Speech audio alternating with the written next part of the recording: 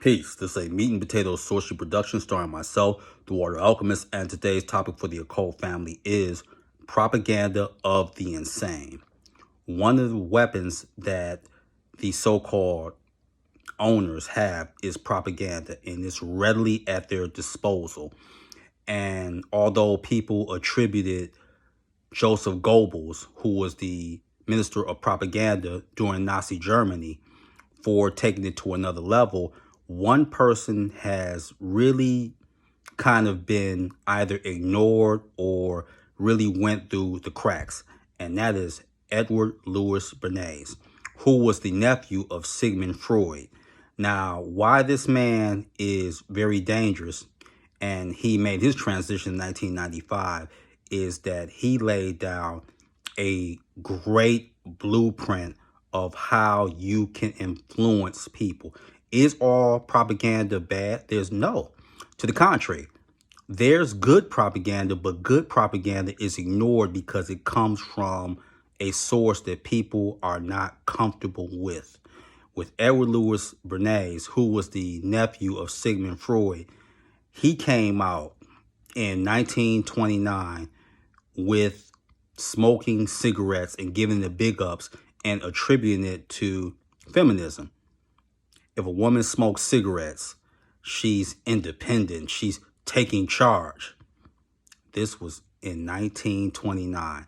He wrote the book Propaganda in 1928. And most people who are students or majoring in political science, you're going to have to read that book. Trust me, I know this from experience. And although they may have revised it and given a different foreword or a different cover, that came out in 1928. And he also said that eating bacon and eggs was a healthy American diet, pretty much. And he also authored a book in 1955, The Engineering of Consent. And now we have the ultimate propaganda currently, and that is the propaganda that deals with gender.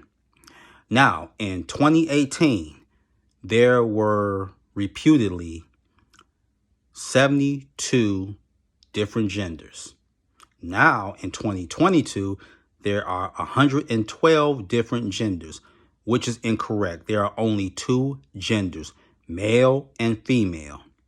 But the things that they say are genders actually are nothing more than association with personality traits. That is it. But you see how devious it is? You see how slick it is? Where you have, I'm a pansexual, or a demisexual, or turbosexual. These are some of the terms that are being pushed on social media, and you can go and read more via medicine.net, or if you want to take a test to see what gender you are, you can go to 72genders.net.com. That's how crazy it is out here. And one thing about bad propaganda or negative propaganda, it always targets people who want to be something more than what they are or what they wish to be. That's never going to fail. And that's why it works. See, that's the genius of it. Oh, if I say this, I'm chic, I'm trendy, I'm special. You're somebody special without all the nonsense, without all the so-called nuances. There are not 112 genders. Hear me now and believe me later. And you've seen this over and over and over again. And when someone tells you the truth, that is a hard pill for many to swallow because, again, it comes from an unlikely source. Take this example.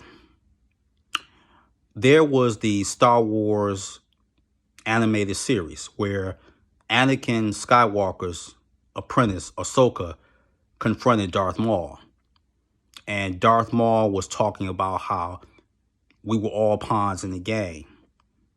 And she said, I have a question for you. He said, anything. And she was talking about the Emperor. And he responded. He said, okay, Here's how it works. The Emperor has been grooming Anakin Skywalker since he was a child to be his apprentice. Then she says, so he can restore balance? And he looked at her like, restore balance? You mean he's here to destroy it? And she was like, oh, not my master, not this. See, because it came from Maul, she had a hard time wrapping her head around that. And he told her the truth. But because he was a Sith, she couldn't accept it. When things go on with propaganda, what starts out, what you think is just advertisement or just, well, that's a different perspective.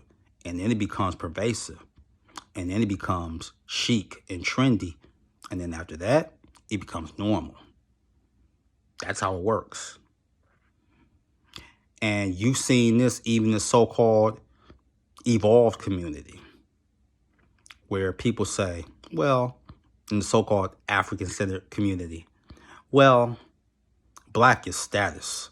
I'm not black. I'm more. Fine. If you want to use that as a point of communication, I can accept that. Oh, but wait. Here's the problem. If you study the so-called Moors from Mauritania or Morocco, etc., here's the problem. The Moorish denizens, they didn't come to the Americas. That's a fact. Who did come to the Americas? People from Liberia, Yorubaland, Cameroon, Senegal, Ghana, etc. And a simple scientific DNA test will reveal that. But wait, there's more. If you study Medu Neter, or you're familiar with some of it, when you study it more, and I know a lot of people will say, well, Moor could be M-O-O-R or M-U-U-R. Fine, I'll play that game too. If you study Medu Neter, Moor is synonymous with being crushed or trampled, meaning you're dead. So Moor is synonymous with being dead. Just like if you want to talk about, well, Negro. Oh, well, Negro in Spanish means black. Okay. But what does it mean in Portugal, amongst the Portuguese? It means synonymous to slave. And you can read Negro is Evil, Origin, and Usage by Caribbean author Richard B. Moore. Is there propaganda in the celestial world or realm? In the infernal realm? Yes, you have it where certain angels reputedly, they defeated Azazel in a contest. But if you have angels that are on the fist as well as demons, they'll tell you that's not so. Azazel won that conflict with an angel. Now, where am I going with this? I'm saying all this to say everything is not what you think it is because of your trampled self-esteem. And that's why propaganda is so successful. Think about it. So with that, that is your meat and potato sorcery for the day. I am the Water Alchemist. Be water, my friends. Peace.